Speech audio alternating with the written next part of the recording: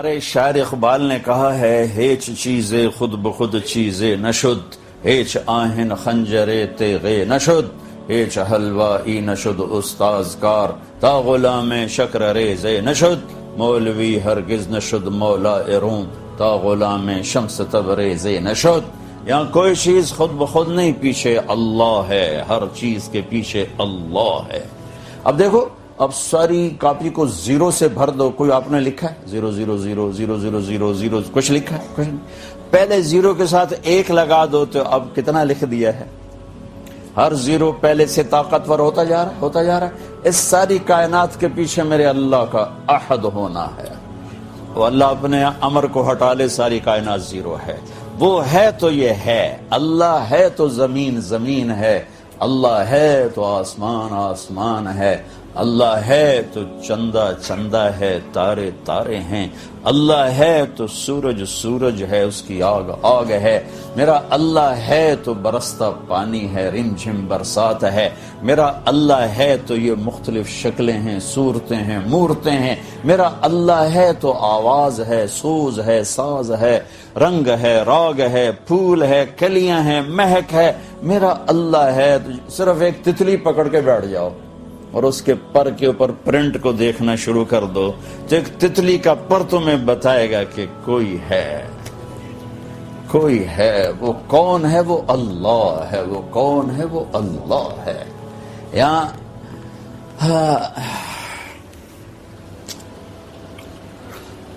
مولانا روم بہت بڑے علامہ تھے، فلسفی، منطق، فلسفہ، تکبر سے بھرے ہوئے۔ فلسفہ، منطق، تکبر ہی لت، کتابوں کا ڈھیر سامنے پڑھنے والے طلبہ اسٹوڈنٹس مسجد میں حوض کے کنارے۔ شمس تبریز مسجد میں داخل ہوئے، دیہاتی لباس، تو مولانا روم سے پوچھنے لگے اینچیست، یہ اس ربائی میں آخر جملہ ہے، مولوی ہرگز نشد مولا روم، تا غلام شمس تبریزی نشد، کہ کوئی چیز خود بخود نہیں ہے۔ انسان بھی انسان سیکھنے سے بنتا ہے، ورنہ ایک بولنے والا جانور ہے، خاموش جانور، ایک پھاڑنے والا ہے، ایک بولنے والا ہے، دونوں جانور، دونوں جانور۔ مولانا روم نے شمس تبریز نے فرمایا این چیز، کتابوں کا ڈھیر تھا، یہ کیا ہے مولانا صاحب؟ تو انہوں نے دیکھا تو ایک دیہاتی، تو انہوں نے بڑے تنک تکبر سے کہا ای است، کہ تو نمی دانی۔ ارے بابا جاگ اپنا کام کر، یہ وہ ہے جو تو نہیں جانتا، تو ان پڑھ کے تھوبا بڑھے کیا کی جائے۔ مولانا روم شمس تبریز آگے بڑھے اور ایک دھکا لگایا، ساری کتابیں جا کے پانی میں گر گئیں، حوض میں۔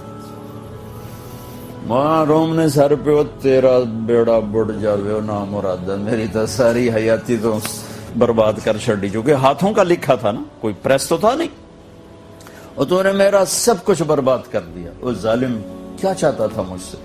کون ہے تو؟ کیا بلا ہے؟ وہ مسکرائے اور حوض میں چھلانگ لگائی اور ایک ایک کتاب خشک اٹھا کے باہر رکھ دی، ہر کتاب خشک، ہر کتاب خشک، ہر کتاب، اس کی مٹی اس میں اڑ رہی۔ مولانا روم کی آنکھیں پھٹ گئیں، این چیز، یہ کیا ہے؟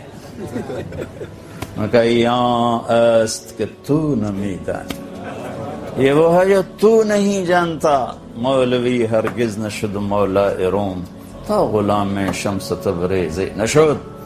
مولانا صاحب یہ وہ ہے جو آپ نہیں جانتے۔ پھر فلسفہ بھی بھول گیا اور منطق بھی بھول گئی۔ ترکت ہوا لیلا وسعدا بمعزل وعدت الى مصحوب اول منزلی فنادت بی الاشواق مہلا فهذه منازل من تحوى رویدک فانزلی۔ پھر سب کچھ بھول گئے اور پھر اللہ ہی کے ہو گئے۔ پھر آج تک مولانا روم گونج رہے ہیں، کتنے فلسفی آئے، مر گئے، کھپ گئے، قبروں کے نشان مٹ گئے۔ میں مولانا روم کی قبر پہ گیا، مسلمانوں سے زیادہ غیر مسلم وہاں کھڑے ہوئے تھے۔ اللہ نے کیا محبت ڈالی اس بندے کی، ہم سے زیادہ غیر مسلم وہاں موجود تھے، اور واحد دربار دیکھا جو ٹکٹ لگا، انہوں نے ٹکٹ لگا دے، چلو پیسے تم ٹکٹ دے کے اندر گئے۔ انہوں نے 20 لیرے کا ٹکٹ تھا، روش اور میلہ لگا ہوا ہے۔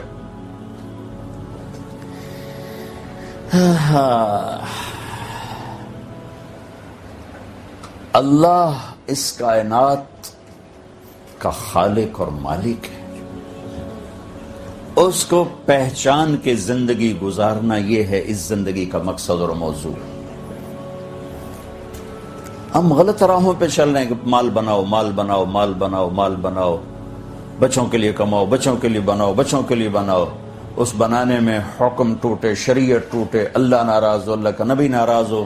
یہ نہ عورتوں کا مسئلہ ہے نہ مردوں کا مسئلہ ہے، بس ہمارا کام ہونا چاہیے۔ اور کام کیا ہے کہ ہماری ضرورتیں پوری ہوں، ہماری خواہشات پوری ہوں، ہمارا چاہا پورا ہو۔